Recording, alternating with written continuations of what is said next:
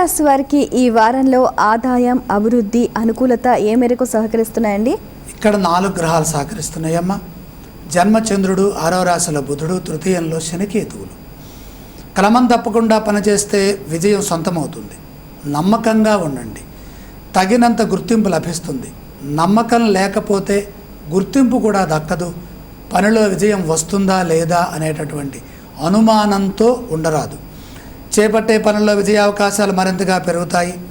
మంచి భావనతో పనిచేసి అధికారుల నుండి తగినంత ప్రోత్సాహాన్ని అందుకుంటారు.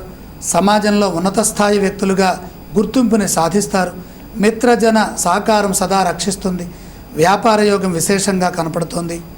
స్వల్ప ప్రయత్నంతోనే అద్భుతాలని సొంతం చేసుకునేటటువంటి అవకాశం కనపడుతోంది. పూర్వపుణ్యం కాపాడుతుంది. కొన్ని ఇబ్బందుల నుండి బయటపడతారు. న్యాయబద్ధంగా వ్యవహరించండి. చక్కని శాంతియుత వాతావరణం నెలకొంటుంది. ఆశయం నెరవేరుతుంది. తులారాశి వారు పఠించవలసిన స్తోత్రాలు ఏవండి? ఇష్టదేవత దర్శనం శుభానికి సంకేతం.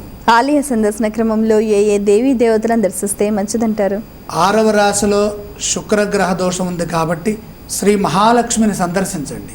తులారాశి వారు చేయవలసిన దానాలు ఇవ్వండి. 2వ రాశిలో గురు సంచారం జరుగుతోంది. ఇది ఎంత మాత్రమూ మంచి ఫలితాన్ని ఇవ్వదు.